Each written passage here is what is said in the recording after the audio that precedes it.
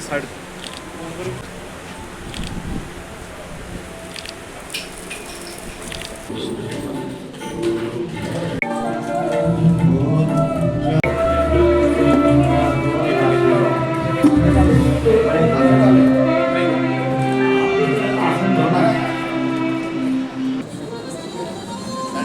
हाँ हाँ बैठो।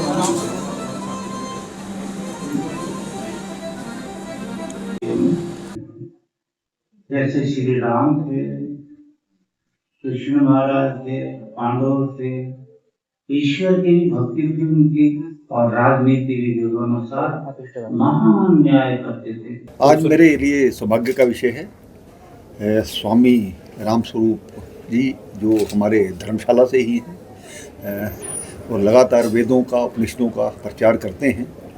तो उनका आज कठुआ में आना हुआ था। जो हमारे जो परम मित्र हैं श्रीमान राजीव जसोटिया जी, पूर्व मंत्री, वर्तमान में जसोटा से एमएलए हैं, तो उन्होंने निमंत्रण दिया था। तो मैं अपने आप को सौभाग्यशाली समझता हूँ कि इस यज्ञ में शामिल होकर के बहुत अच्छा भी लगा। और आज ज़रूरत है हमारी जो परंपरा है, हमारी जो संस्कृति, उसको आगे बढ़ाने की। विशेष करके मुझे जो पिछले कुछ दिनों में हुआ उससे साफ जाहिर होता है कि हमारे जंतर मंतर पर उसमें साफ जाहिर होता है कहीं ना कहीं हमारी बहुत नौजवान पीढ़ी में बहुत से लोगों को संस्कारों की ज़रूरत है। इस प्रकार से हमारी परंपरा की ज़रूरत है। जो लोग भटके हुए उनको मार्ग पर लाना, मुझे लगता है कि इस प्रकार के संत इस क्षेत्र में बहुत अच्छा कार्य कर रहे हैं। तो मैं आपके माध्यम से यही संदेश देना चाहूँगा, जब हम अपनी संस्कृति को, अपनी जो परंपरा है उसको अपनाते हैं तो खुद ब खुद भारत के लिए हम काम करते हैं। और जब दूसरी प्रकार की जो विदेशी परंपराएं हैं उनको अपनाने का प्रयास करते हैं तो वो कहीं ना कहीं देश के लिए हानिकारक होता है।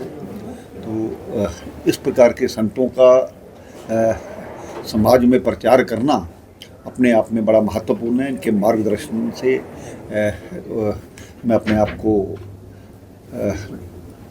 ये धन्यवादी हूँ इनका कि यहाँ मुझे सौभाग्य मिला। तो मुझे लगता है कि यहाँ आने का भी जो निमंत्रण मिला था वो भी पूरा हो गया और संतों की वाणी सुनने का भी समय मिला। हिमाचल देवभूमि है, हमेशा से वहाँ संस्कारों का एक विशाल समूह रहा है और हर प्रकार के कार्य वहाँ से होते हैं। इस प्रकार जो बाकी जगत है उसको फॉलो करें। बिल्कुल। हमारी जो पिछले दिनों में माता वैष्णो देवी में भी एक हमारे जो 51 शक्तिपीठ हैं वहाँ के महंत 24 तारीख को वहाँ पर सभी इकट्ठे हुए थे। तो तक्षशिला, नालंदा जैसी यूनिवर्सिटीज़ जो हैं उनको बाहरी जो आक्रमणकारी आए उन्होंने मिटाने का प्रयास किया, लेकिन दोबारा से उस पर शोध हो, इस प्रकार की ज़रूरत है। और मुझे लगता है कि हमारी नई पीढ़ी हमारी परंपरा और संस्कृति सभ्यता के बारे में इस पर काम करे तो जो हमें गुलामी की मानसिकता जो हमें सिखाई गई थी उससे हम कहीं ना कहीं बाहर निकले। ऑनरेबल गवर्नर साहब कविंदर जी का मैं बहुत आभारी हूं और तमाम संगत की तरफ से इनका मैं आभार प्रकट करता हूं कि इस जो यज्ञ यहाँ हमने अपने निवास स्थान पे जिसका आयोजन किया था उसमें शामिल हुए हैं।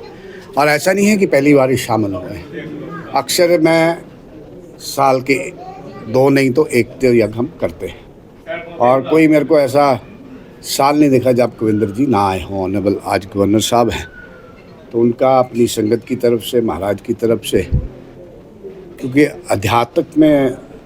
आध्यात्मिकवाद में ऑनरेबल गवर्नर साहब की भी रुचि है। और मेरे को वो दिन भी याद है जब ऑनरेबल गवर्नर साहब स्पीकर थे तो हम एक ही मैनी के पास रहता था और सुबह शाम हम हवन करके अपनी दिनचर्या सुबह शुरू हवन से करते थे और दिनचर्या समाप्ति भी हम हवन से करते थे।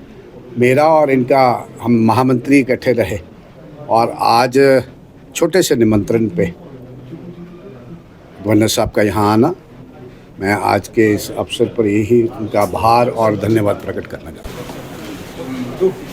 ठीक है।